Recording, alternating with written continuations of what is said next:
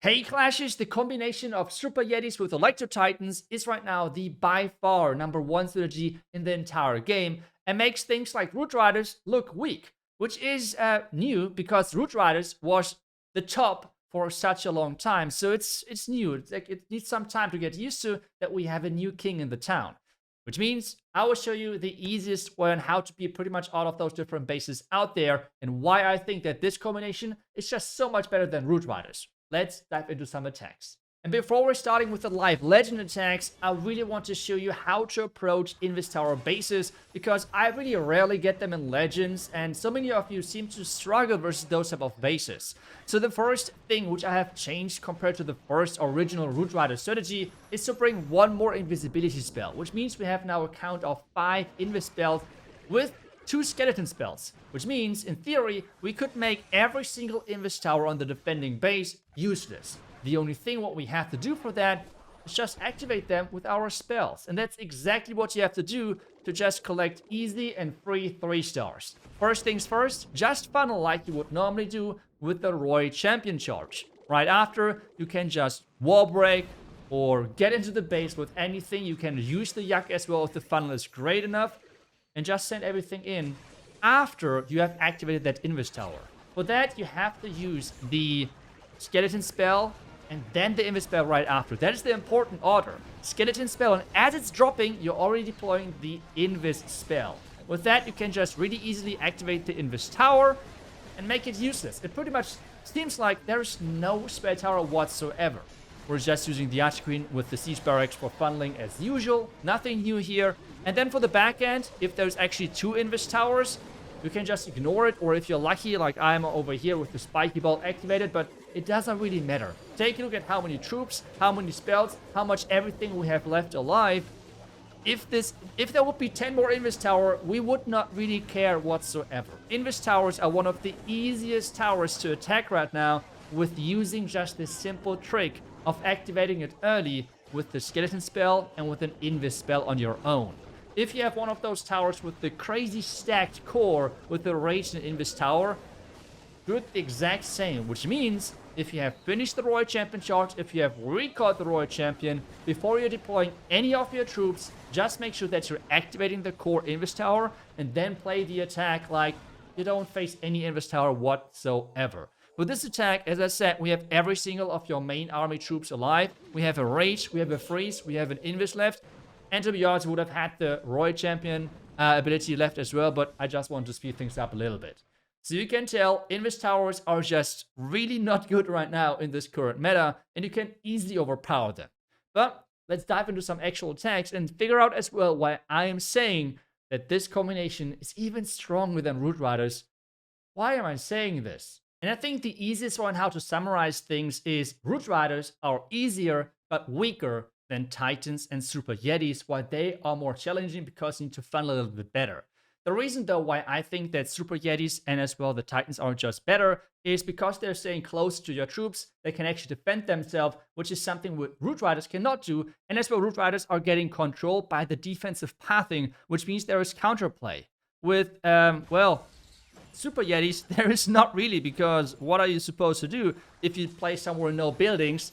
Then it's just natural funnel for the attacker. If you put some more storages, well, the troops will still go there anyway. So you really see the struggle with this strategy, or how to defend this strategy, and why I think it's just so much better. But for this one, let's just get the funnel right. We can use the next Invis here to get this building out there as well. I don't want to lose the Fox early on, so I'm just going to recall right here. As I'm saying it, I lost the Fox. Wow, really well done, iTzu. But whatever. We're going to now next get the funnel right. We're going to have the Yetis in here. Just get one of the skeleton spells, I think, in here. Archqueen like this. Wall break. Test runes, healers, everything in here. Like usual, we're going to wall break over here as well. I don't use the Siege Barracks just yet, because I think it's a little bit better if I delay it, I think, up to now. Let's use another wall break to get in there as well. There were quite a few of those black mines, but I think we are completely fine right now. Wall break is connecting, so we can use the Rage Queen ability for funneling the outside. Everything looks good, looks amazing. Let's use the Warden ability right now. I mean, at this point, the base is already gone yet again. I mean, what is the base supposed to do at this stage? We can as well distract the backend, I think, with the skeleton spell here. I want to use the king ability a little bit later and not just yet, actually. Can I do it? Can I delay it a bit further? Come on, king. Run around. I want to open the entire backend with this king ability. And now, there we go. Amazing. Let's turn this invisible. Let's use the royal champ ability. So she's staying safe, hopefully. Looking good. King is unfortunately going down, but whatever. Losing the king. They have 3 more heroes and all of those Yetis, I think, still alive. Queen on the outside is funneling. The royal champ. I won't protect her, to be honest. Like, there is no need for that. I mean, I could protect her if I want to force it, but we have the giant alive. We have the Yetis alive. Is there a Titan? There's a Titan alive. There's everything alive. I mean, it is kind of crazy. Am I seeing, like, no. We still have, oh, and we still have so many spells. I always forget about all of those spells. I don't know why. It's, we just have too many. I've seen as well, some people are saying, hey, iTzu, I want to use maybe, I don't know, a jump or something different for time purposes. To be honest, I never had any issues with time. Even with the slow finish like this, we still have like over 20 seconds left, which is not really a close attack in my books. So I really don't see people saying, oh, you should add more wall breaks, more jumps.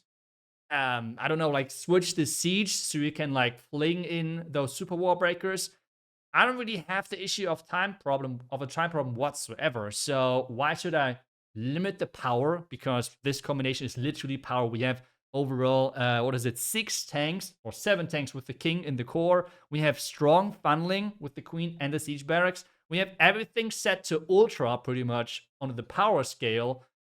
And yeah, like why should I bring more support things if I don't need them, right? So let's just keep going. And let's go for the next base. We have our next base. Let's get the job done. How do we approach this? As I said earlier, with the Root Riders, we would be limited with the storages and pathing. But I believe we could just go straight into that tunnel, even though we go into 2 fire spitters. I believe that is fine. We could go as well from the far side. Both should be... I would just not go from the far side, I believe. I would just get the Royal Champion in here from the flank and funnel, and then just go to the tunnel and take advantage of, like, we are having and using troops which are not based on defense. So we are having way more freedom when it comes into the pathing here. So that is a nice bonus for us. So let's just skip those buildings. We can turn then the merged cannon invisible in just a second, just like this. So we're going inside. Perfect. And I think... let's just use another invis. Was not perfect. No, let's just recall right away. I don't want to risk our troops taking too much damage. So, next step. Now we're doing this. Have our super Yetis in here. Healing. Beginning is always a little bit annoying because you have to deploy so many things. That's the only negative thing, I assume. So yeah, that's something to consider. The funnel has to be quick, so everything is getting pushed inside. Then, where would wall breakers go after the defense is gone? Okay, that wall break is not where I wanted to go. Let's see where I... with the yak, we should get easy... yep, with the yak, we just get through all of this, no problem, I think. Yep, the yak is opening. Perfect for us. Let's just distract this over here. Can use the vulnerability in the core as we're getting versus the bomb, like the Giga Bomb right now. The base is gone yet again, I assume. I don't know, but let's see. X-Rage. King ability now to open everything. Queen is still alive, doing her thing with the wizards, with the Valkyries, with everything. The healers are unfortunately stuck on the back end. Guys, stop it. Please. Catch up. Thank you so much. Thank you. I don't want to lose too many troops. That's better. That's better and more fun. Let's just use the wall break somewhere. Let's use a wizard for cleanup, because why not? We can use the archers. Can we get a sneaky archer? We can get those sneaky archers in here for the cleanup. And again, like time, we have like right now 1 minute left. The base is obviously already way gone.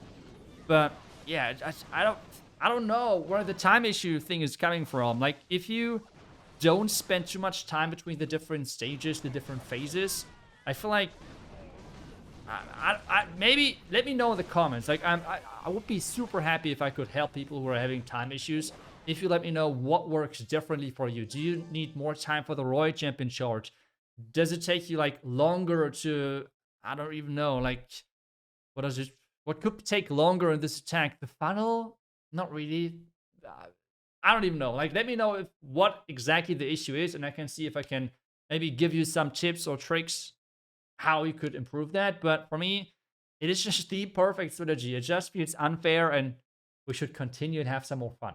Perfect. I did not even need to have the opening attack, I assume. But hey, anyway, so you guys have 2 Invis Tower bases. One in the beginning with 2 Invis Towers. Now we have 1 Invis Tower. How do we attack those?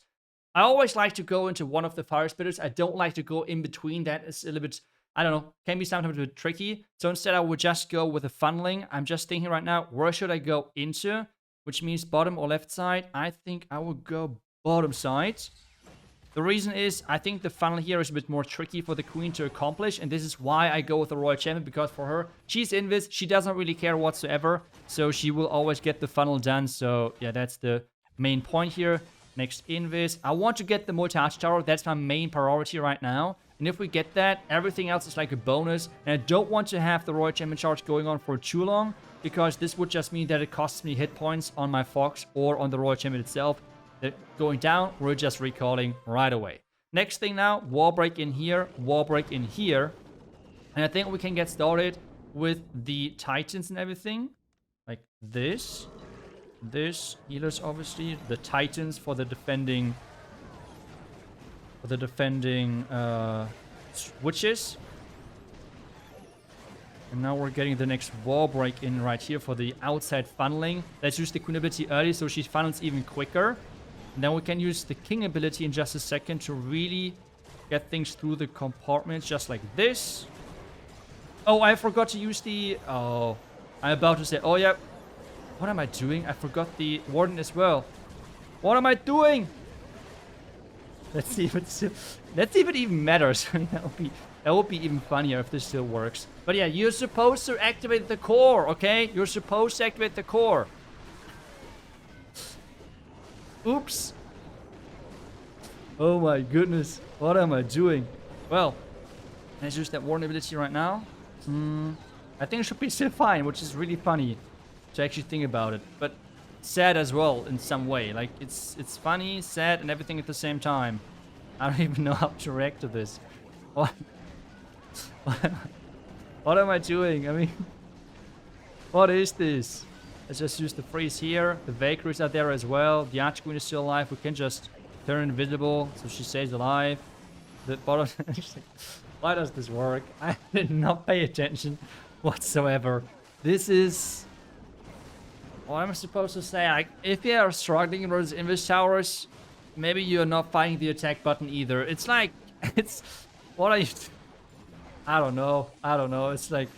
But yeah, so in theory, you're supposed to do exactly what I just did. But before you're starting with this entire thing, which I did on the left side, just activate the core. And as well, place the Warden. I have heard that might help, okay? But yeah, whatever. I guess now we have seen the worst case as well. And that it still works. It's like, I don't know. Super Yetis with the Titans, they're just so busted together. It's crazy. And as I said earlier, they're tougher to execute compared to Root Riders, because Root Riders are opening their own compartments. You don't have to think about wall breaks whatsoever. People got used to that so much that I would say it is by far easier. But if you're just talking about power and thinking about, okay, what can go wrong in just a 3-star, you have to see. I mean, I forgot the Warden. I forgot to activate the Invis Tower. I have pretty much everything forgotten. I have even forgotten how to actually play the game, and we still triple. So yeah, like, to me, it's not even close.